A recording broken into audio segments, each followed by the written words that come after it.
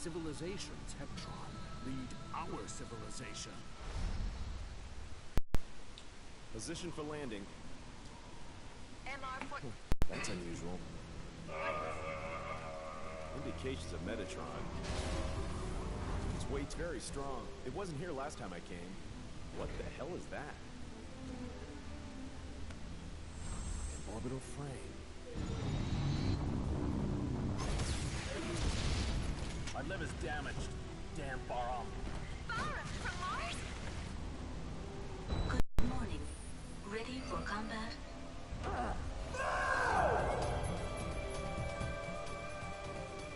This is Detached Backup Battle Unit, Ada. Do you request control instructions?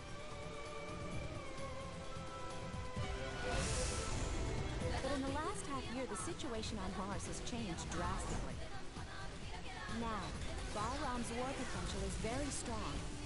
The Space Force put up a stubborn resistance, but without a major war, Mars was occupied by Balram in a flash. Almon is already getting ready. Only those two machines can make Almon move or stop.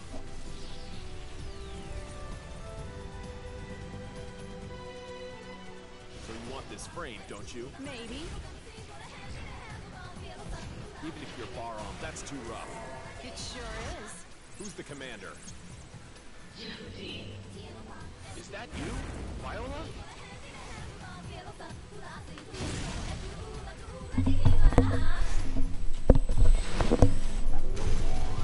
I don't think anyone's watching at this point, but I'm just doing some quick warm-ups.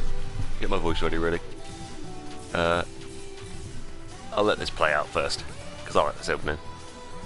Anyway.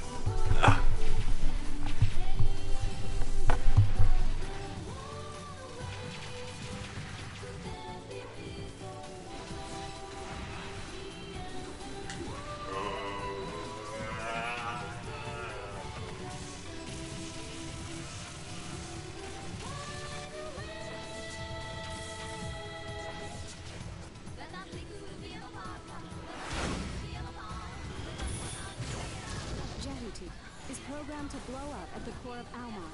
In case of need, Ada will start up the explosion system automatically. It's programmed to do so.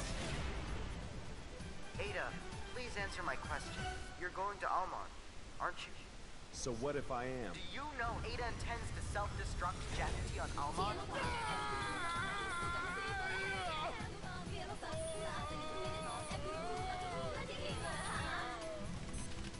Ada, please look after me.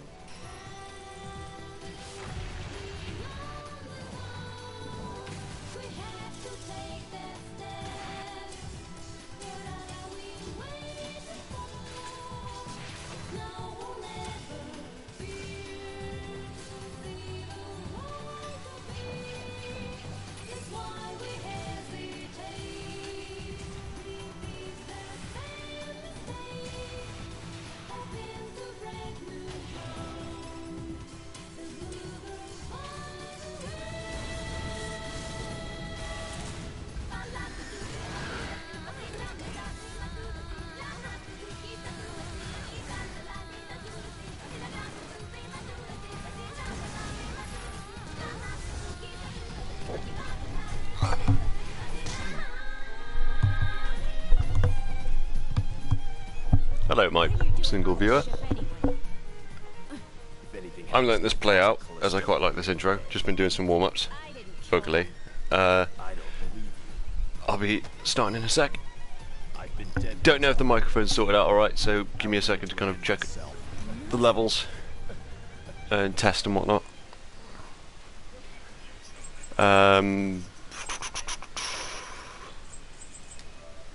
Testing. Is this too high? I'll leave it at this. Cool. Right.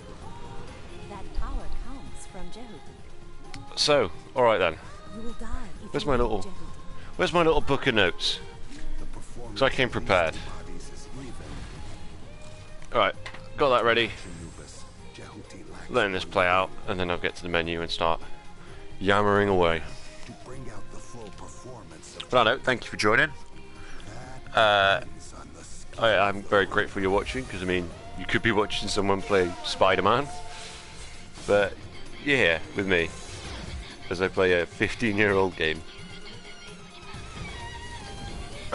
Right. Watching all the cars play out. I like how it presents all these names as if they're actors, as if like we kind of all gonna recognise them. Oh man, Peter Bartow. Project Almon's purpose is not domination. Anyway, Destruction. right. He's here. It is Anubis. You must, even if I don't. There we go. Right. I need something to hold this down. There Listen, we go. please, be sure to stop Almon. Okay, so those of you that have been watching this intro, it kind of gives away a lot of the game, really, but that's not massively. Me. The universe and human subconscious are willing. I forgot just how long this goes on, actually. It's like 6 to 7 minutes. Look, this is the will of Metatron. This is like, what, 3/4 of the way through the game? It's typical Kojima, though, just showing everything of a... Do you realize how many of my comrades Ooh, died what's back that? there? Is my internet gone to shit? Units for Project Almon. Oh, where's my phone? Better get off the Wi-Fi just to be sure. Us now, aren't we? Okay. Battle over. Anubis wins. You have come back under my command. You have done well. Okay. Let's see if the connection holds up. But right, we should be hitting the main menu any second now. Right. So I'm gonna explore around on the options and whatnot, but just set the stage. This is a game that's very close to my heart. I played it when it released. I played the prequel when it released as well, actually. I'll skip that. I don't need tutorials. I'll keep the button hints because they let me know what I'm going to pick up. But yeah, so I was very surprised when this got announced. Very surprised. But apparently, the people that remastered this, they're a big company in Japan, fairly big. They do a lot of like mobile games and whatnot. But they approached Konami saying, "Hey, we're big fans of Zone of the Enders. We want to remaster it. Could we do it?" And they got the go ahead, it seems. And here we are. They're the ones that had the idea for the VR gimmick and some of the touch-ups, like the couple of the bonuses and the new control scheme. They obviously have a lot of passion, and so far it seems to visually hold up, which is quite impressive considering the last one they did on last gen didn't really go so well. Well, that was a different company, I believe. But no, so this franchise being dormant for about 15 years, it's a big surprise that they decided to remaster this one. But it is the better of the two, and it's still, and I'd like to think it still holds up. So we'll see though. But yeah, I just thought I'd revisit it as it came out, and as I love this game so much, I thought I'd blather on incessantly about it. But yeah, right, let's get started. Is it going to let me pick? Yes, there we go. I'll go for Pro because they've got a few neat little additions.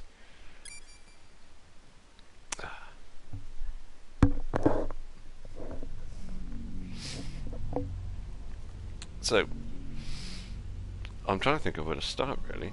I want to start yammering. I've got all these notes, but I'll let this play out for a brief while I find my place. Yeah. So, this is a sequel to Zone of the Enders 1 evidently, which I think came out in around 2001, not long before Metal Gear Solid 2. It was sold with a demo disc for Metal Gear Solid 2, which was much more highly anticipated by people. And it's how I came across Metal Gear Solid 2. But you know, the game itself was pretty standard. It had a really fun combat, very tight like controls, but that's mostly what it had. It was kind of a bit of a mixed bag, kind of patched together. And in my research about the development, I found out that it's it was a bit. It did struggle a lot. The director was pulled at several different places. So, in fact, the guy that directed this one, Shuyo Murata, who works with Hideo Kojima a lot, actually, he got pulled on to direct because he was the one that tied everything together writing-wise. He did a lot of the supervision of all the CG cutscenes and FMVs in the last game. He was brought on last minute by the director, who was struggling really hard to actually tie everything up. But yeah, so that's a little Metal Slug reference there, I think. The little keyring. But yeah, so here is our main character, Dingo.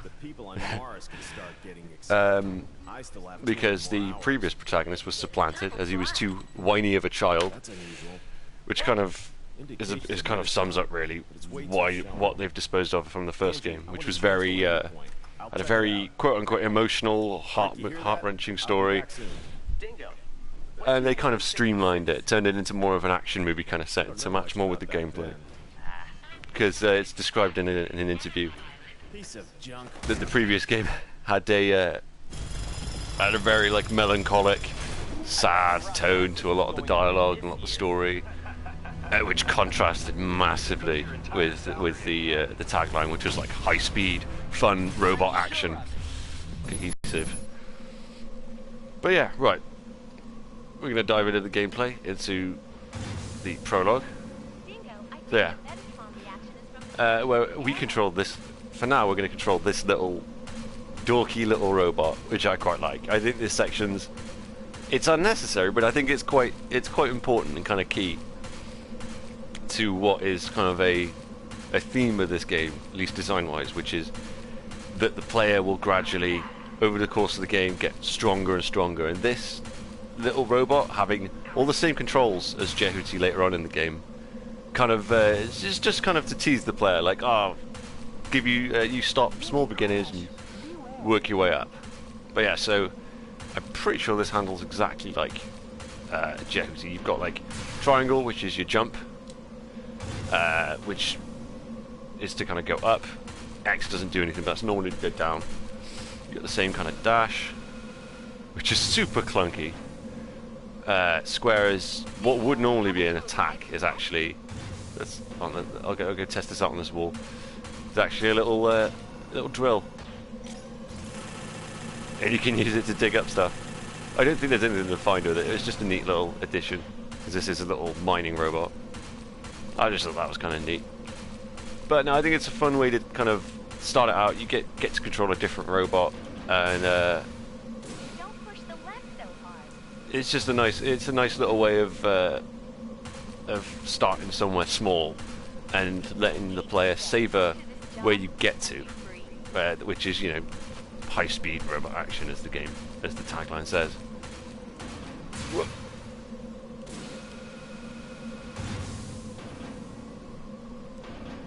I would talk more about the story and the dialogue and the characters, but as you might be able to tell pretty soon, the script is pretty awful. The dialogue is, English dialogue especially, is very awful.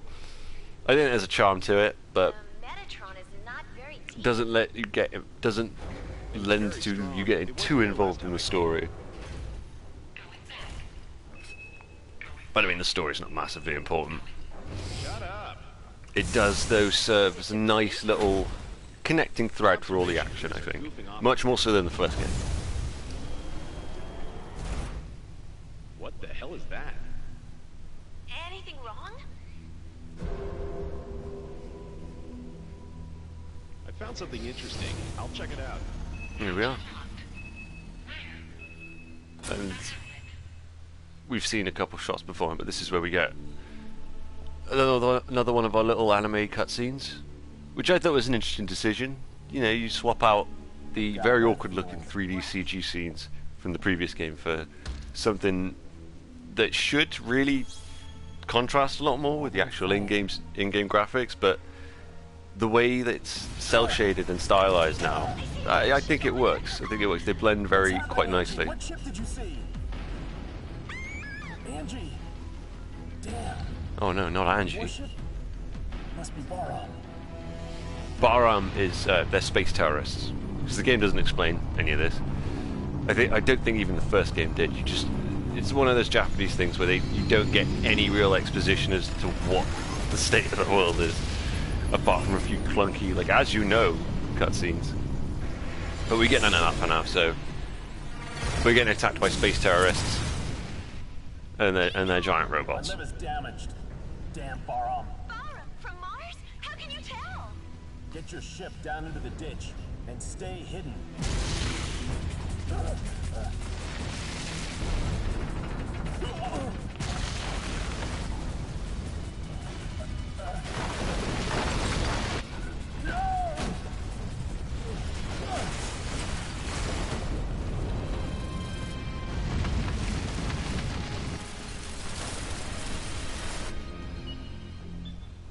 Good morning. Ready Hey. for combat operations.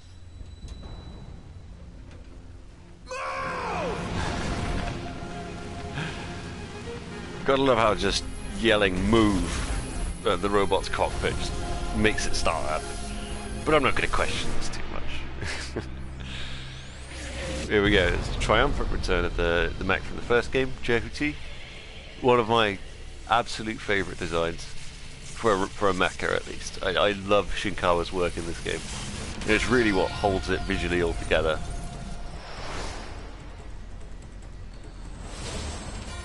There we go, emphasis on the cockpit.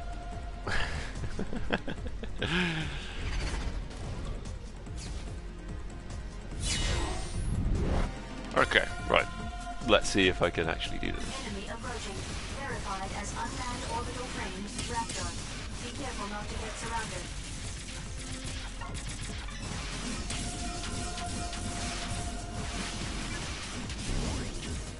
Ooh, no, I'm getting cocky.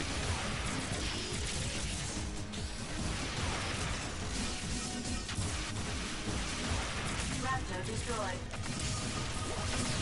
There we go.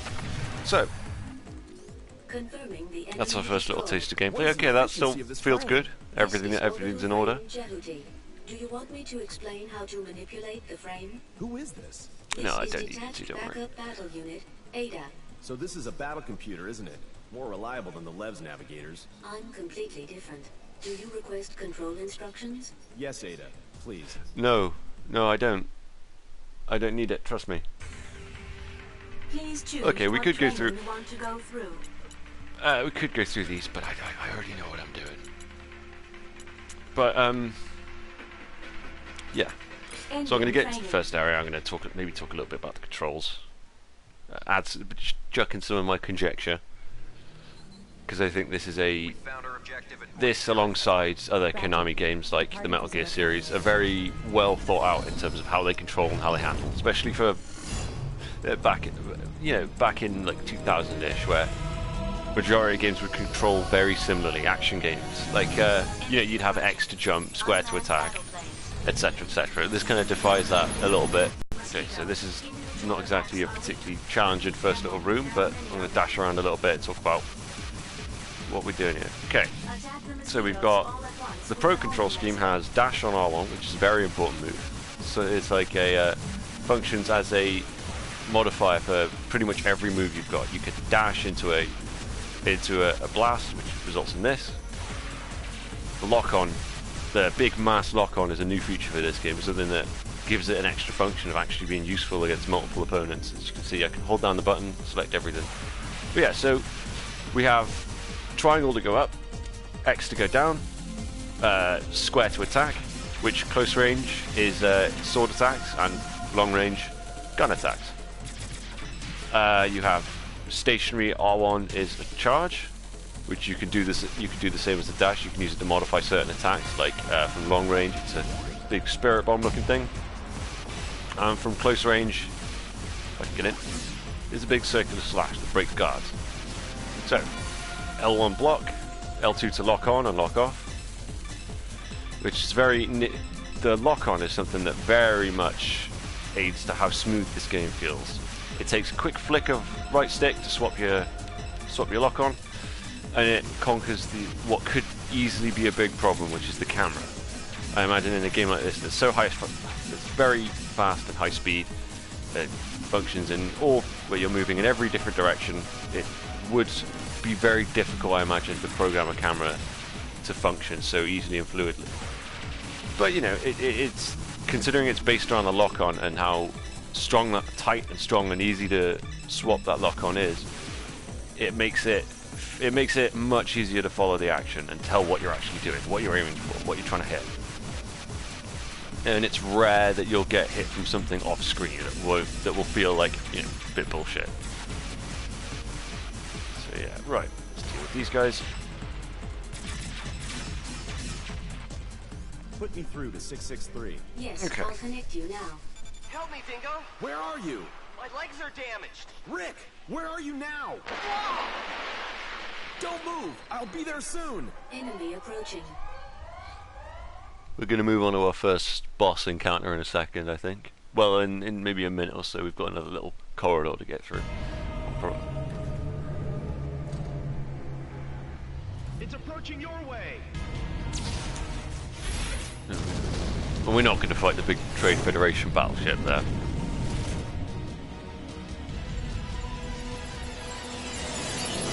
There we go. I like the little transitions we've got to combat. It's always clear, and you can always tell when it's going to go straight into a gameplay section. I think it'd be really easy to make it kind of confusing and have the screen suddenly kind of fade out in a certain way, but it's always like straight to white when you can tell it's going to be gameplay. I say always as if I'm certain about that, but I'm pretty sure it's not all the time. Be quiet.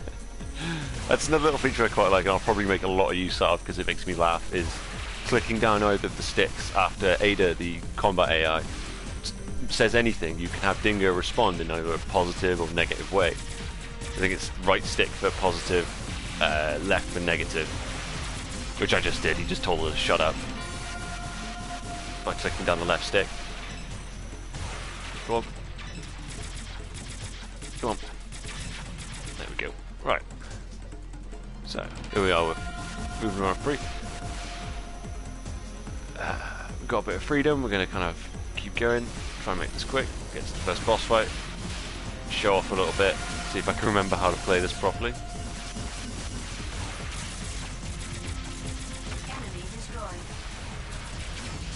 So one thing that became immediately apparent upon starting this up, oh so long ago, was how much faster the combat is. Because the first game functions and controls really nicely. It's got a very simple and easy control scheme. The combat isn't too complex, but there's not too much going on. It's still a little like plain and a little bit workmanlike because it's so. They have, I guess they maybe didn't get the time to fully implement everything they wanted, but it's kind of a bit slow, a bit plodding at points. But this. With both the new visuals and the kind of touches they've added to the combat, it really speeds everything up, and it makes every little movement and attack feel snappy, responsive, and work. You never really feel at a disadvantage, like the game's gonna screw you over and you're not gonna do what you want because everything's so consistent and functions exactly how you'd expect it to. Attacks are quick, dodges are quick. Lock on occasion can be funny because I'm having trouble getting on those raptors. Nah, swapped it. Nah, whatever.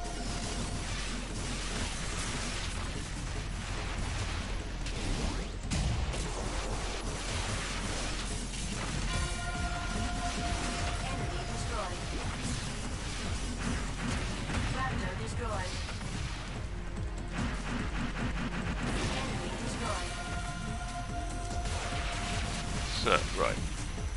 We're getting a lot of these little mosquitoes, but I think they're a neat little enemy type to have, just to kind of, because diving in like this and just mashing square to destroy them all one by one does feel very satisfying, and getting to use the new dash laser feels very good when you've got a whole swarm of them. You hold down the button, lock onto them all, and attack them all at once.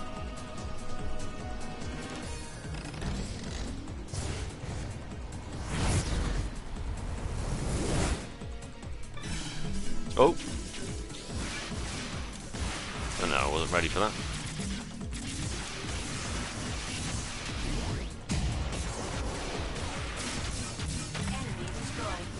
Alright, next! Obtain Metatron. Metatron is, I think, the cursor big is on. the wonder glue Destroy that the ties this reversed entire attack. fictional universe together. I think it's just a does anything kind of material. Stop moving and keep pressing the R1 button. But for gameplay Then hit purposes, the it's square health. button for a burst attack.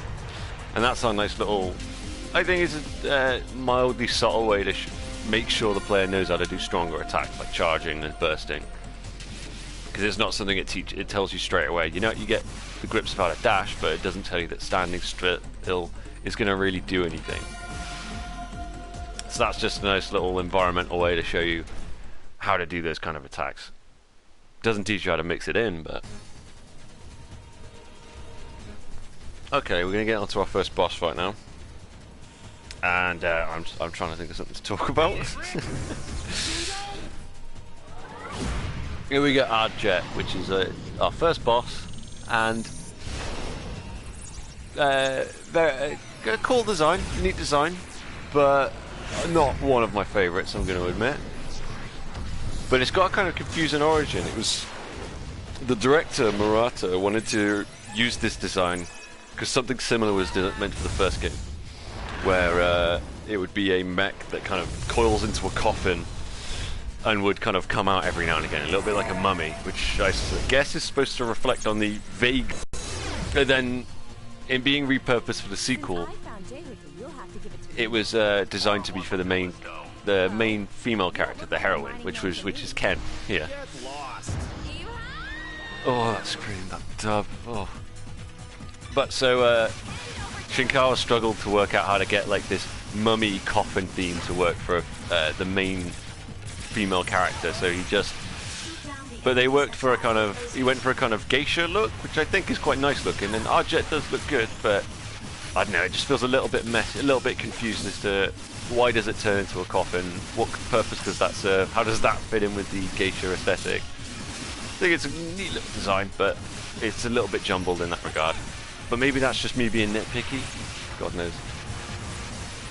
Relatively easy fight, just making use of everything it's just taught us, which is the homing lasers and the basic combat. It's nothing too complicated, but she mixes things up a little bit with that dash, which I think feels to me like a little subliminal prompt to use the dash a bit more yourself.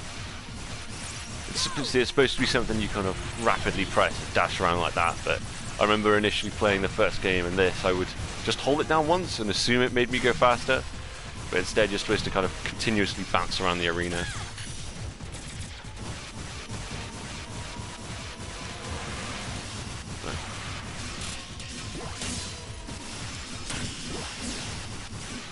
Trying to go in for a grab there, I don't think that's going to work. Boss characters that doesn't seem to work for most of them.